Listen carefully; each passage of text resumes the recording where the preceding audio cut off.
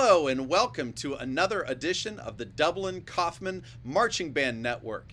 If you like this series, please like and subscribe to find out more about our amazing graduates. Today, I am with Joe Patrick, Dublin High School graduate from 1993. How are you, Joe? I'm doing great, Jeremy. Thanks for having me. Well, Joe, I want to start. Before we get started, we're going to be talking about the band, and it wouldn't feel right if I didn't have my fellas with me. If you give me a quick second, would that be all right? Okay, let's do this. Look at this. So, yeah, these are my buddies. These are the fellas. They are all with us. This is great. So I hope that you didn't mind that I took the time to do that. Those are the guys. Well, the more the merrier right now. The more the merrier.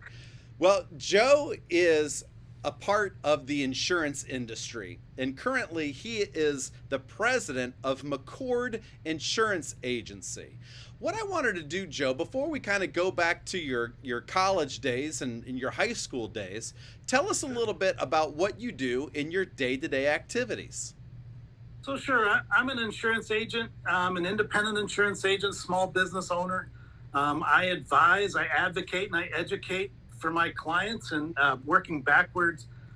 You know, insurance isn't something that everybody studies every day, but fortunately there's people like me and our staff that do.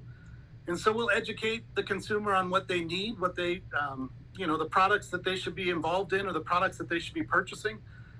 We'll also advocate for our clients, working with insurance carriers and negotiating prices and negotiating acceptability and some policy language terms. And then, we advise our clients on what to do in those certain circumstances. So I work with business owners. I work with 16-year-old drivers. I work with families. I work with attorneys through probate bonds and some of the things we do for estates. And so I have my hand in a lot of different arenas.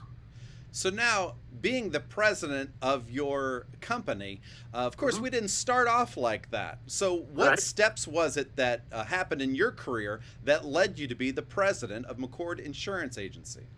So sure, in college, I came to understand that I wanted a sales function job. I kind of backed into my career, I say. I had a vision for how I wanted my lifestyle to be and what my day-to-day, my 40, 50, 60 hours a week of work was going to be like. So I knew that I wasn't somebody that was very structured. I wasn't somebody that could do an 8 to 5. I wasn't somebody that wanted to be behind a cubicle, be behind a desk. But after I left Ohio University, I needed to spend time behind a desk. I needed to spend time within a cubicle to learn a business, to learn the business that I'm involved in. So I left Ohio University, went to Cincinnati Financial Corporation in Cincinnati. Spent 3 years as a commercial lines underwriter there, dealing with other agents. My territory was in Arkansas and eastern Iowa, based out of Cincinnati. I worked in a cubicle in Cincinnati working with agents in that part of the world. But, I knew I needed to learn the business. So I did, and thought that my opportunity after that 3 years was to join my father as an insurance agent and to join his agency to become, an active participant and ultimately take over that role. I'm not a very patient person. I was 25 at the time when I decided that was the route I was going to take. And I ended up after a year realizing that wasn't the right fit for me for a number of reasons, none of which was my relationship with my dad. We got along great, worked well together, but there were 6 agents that were 62 and above. I was thrust in there at 25 years old. They gave me a cubicle, an old Yellow Pages, and a pen and paper, and said, "Have at it." I said, "Wait a second. There's this thing called the internet. You guys should try it." So for any number of reasons that I knew that wasn't going to be a fit, I decided to leave the agency and go back to Cincinnati. Through an introduction through my father, found an opportunity to be an agency manager of a satellite office for another larger agency. Ran that office for 3 years and decided, hey, I can do this myself. I wanted to be my own boss, drive the boat. So I found an opportunity with McCord Insurance asked if I could be a part of it, took a leap of faith as a 29-year-old, you know, guy, 29-year-old guy, went out, asked the guy if I could buy his business. And he said to me, you know, the big guys are trying to gobble me up, but I want to give somebody the same opportunity that my uncle gave me. And so I was fulfilled that role for him. Then 7 years later, got another opportunity, or 7 years from now, got an opportunity to buy another agency in South Dayton to take on their book of business, their clientele. And I've been going back and forth between Dayton and Cincinnati ever since. But 12 years ago, I got my best title. You talk about president, you talk about agency manager. My best title is dad. And I somehow got promoted from daddy to dad. I don't know when it happened, but I now have the role of dad, and that's the title that I like the most. Awesome. Well, when you first entered the industry, tell us what was the shock like for you? You mentioned you were handed a phone book, and you were using the internet, but I'm assuming you're talking about cold calling, and maybe some aspects to the job that weren't as glamorous. What were some of the shock to the system as you became a young professional? Oh, wow. There's plenty of shock to the system when you're thrown to the wolves, per se. You have 3 years of insurance information, but you're not a product expert. You're walking into people's businesses, learning all the time. And I continue to learn on the fly. I'm a generalist as far as an insurance agent. I'm not a specialist. I don't have one certain clientele that I go after. And I do that on purpose for sort of self-fulfillment. But that means I have to learn pretty quickly about this person's business, to prepare myself to walk into their front door and to talk about insurance with them. So there's plenty of feet to the fire as a young person, a young professional, kind of just trusting in yourself and trusting in your ability to make things happen and get things done. So I don't know if that's answering the question as far Perfect. as, I don't know that's answering the question of shock to the system, but every day is a shock to the system because every day I'm learning something new or walking into a different atmosphere. Well, I think our graduates, whether they know it or not, when they leave college, they're not expected to know everything. And you walk into whatever your vocation is, and sometimes without the understanding of delayed gratification, we come across the fact that we're still on a long journey to learn, right? Sure. Absolutely. And never to be afraid to say, I don't know. I spend some of my sales calls, what about this? I don't know, but I'm going to find that out for you. And they appreciate the honesty of you not trying to, pull one over on and just roll with the conversation, but I don't know. And I'm going to find out and I'll get back to you. So now, you are a multiple business owner, and what is it that in your day-to-day activities that you truly enjoy about your profession? People, 100% people. One of the reasons that I chose the profession that I did, and I talked a little bit about backing into my career, finding what I wanted out of my life and backing into a career. What do I mean? People in any organization that I've been a part of has been the sole fulfillment of that. I enjoy talking with people. I enjoy talking with you. I enjoy talking with my clients, finding ways of connecting. You and I talk about golf. Other of my clients, we find other things to talk about, travel or sports, or those human interactions is really what's fulfilling for my job. So you got your degree in interpersonal skills from Ohio University, and you're dealing with the world of sales right now. How did that degree help you learn the craft of sales? So, yeah, I think your sales skills, you can learn ways to target certain audiences, and you can take classes on the best way to sell. But I think sales is kind of an innate skill that you have in connecting with people, walking into a business and making a connection with somebody, a business owner, or having a connection with a family who needs you to write their home auto or talk about life insurance. It's a connection that you're making with people of personal interactions. The destination is the sale, but the process of having those conversations, exchanging emails, communicating with people non-verbally, showing people interest in what they're having to say. I mean, interpersonal communications was that avenue for me through a degree. And so now, taking a look at yourself, anyone who knows Joe Patrick knows that interpersonal skills are at the max for an individual like you. You have the ability to light up a room. Has that been something that you've always had going back to your younger days?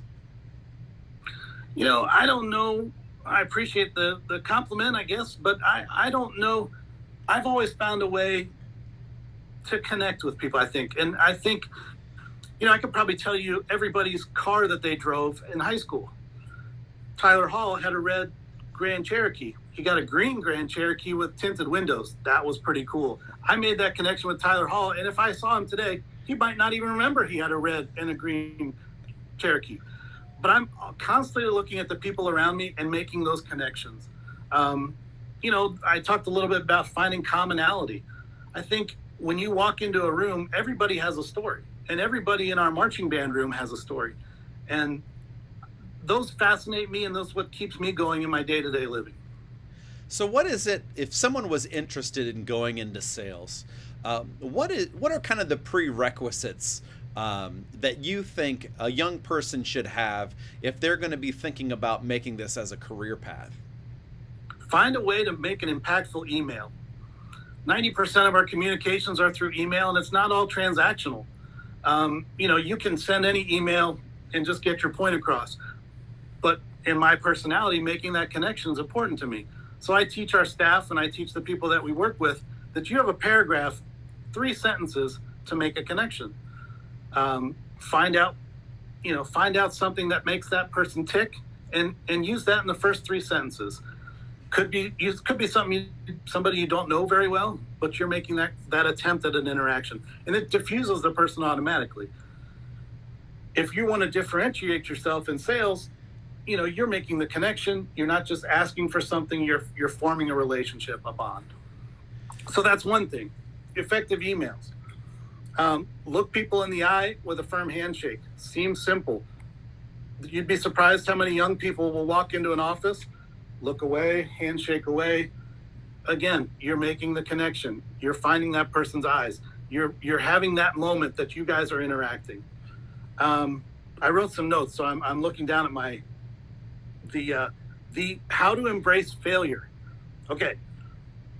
I'm not saying enjoy failure. I'm saying embrace failure. You're going to fail. I could walk into 10 businesses and 9 of them could slam their door right on my face.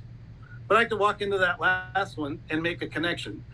I understand that failure is a part of sales, but through that failure, it helps fuel me into more, into more opportunities.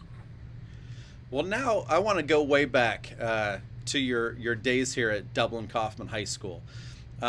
As a leader of the band, as someone who knew a bunch of people and made a lot of connections, as the picture that you showed at the very beginning, you had a lot of friends. What is it that you take most to this day professionally out of the things that you learned from our band program? So yeah, I've heard some of your other guests talk about how they could talk for an hour about what they took from the band program, and believe me, I could talk for 2. Collaboration is a word that I think of when I think of the band program. I think about how to work with different personalities, how to work with different people. And not everybody is getting the same experience in you and the band program. Like my band program, I can remember the performances. I can remember the Friday nights on the field, but 98% of what I remember is the interactions that I had with people and the friendships that I gained and the bus ride, the Disney trip, those were what fueled me to be a part of the band program. But what I didn't realize that I was getting from the band program was that I was putting myself in uncomfortable situations. And what do I mean? It's not a comfortable thing to have an audition. It's not a comfortable thing to do a music check. It's not a comfortable thing to go to solo and ensemble. But how you react to those uncomfortable situations is going to serve you well as you move forward. you're going to be in plenty of uncomfortable situations throughout life, and what you know about yourself and how you deal with those things, you're learning through the band program and putting yourself in those situations. That's pretty powerful thing that you don't realize that you're getting as a band student. You didn't sign up to say, I think I'm going to be in the band because I want to put myself in uncomfortable situations. I want to give myself leadership opportunities. I want to have You're doing it for fun. You want this to be fun, and the benefits of those activities and the hard work and the practices, you're getting so much more out of that program than you even realize. Well, if the old Joe Patrick had an opportunity to go and talk to the young Joe Patrick, first you might have to calm young Joe down, right? Just, hey, listen to me for a second, right? Yeah, settle down. But if you had that opportunity, is there anything that you think would be wise words that maybe you didn't understand when you were a teenager that you understand now? You're laying the groundwork for your future. Again, I'm ponying off to what I just said. You don't realize the experiences that you're setting yourself up for the future. Say yes. I tell young people, if you have an opportunity to do something, say yes. You don't know where that opportunity could go. You don't know the direction that path will lead, but you're putting yourself in a situation to learn a lot, number one, to meet a lot of people. I talk, networking being one of the main functions of sales. Think of the people that we have in our band program. I mean, think of those 12 guys. Think of the people that we've been surrounded by since we've been 14 years old. I mean, we have doctors, we have professional business people, we have some very successful parents that are raising their children as stay-at-home mothers or stay-at-home fathers. You're surrounding yourself with the best and brightest of your school, and you're absorbing all that there is to do for that. And you're going to benefit tremendously from all of these moments in high school and moments in time. Well, Joe, I am humbled that you would take the time to spend with our students, knowing that there's somebody in your industry that our kids could reach out to, or maybe even our parents, our band family, reach out to if they ever need anything. Thank you so much for spending time with us today. Well, Jeremy, when I saw you at the UC game, I promised myself I wasn't going to embarrass myself anymore, but we are so proud of you and the things that you do for the band program. Grammy-nominated band educator. I mean, are you kidding me? We are so proud of you and everything that you've done for this program. Appreciate it. Thank you. Absolutely. Thanks, Jeremy. Take care.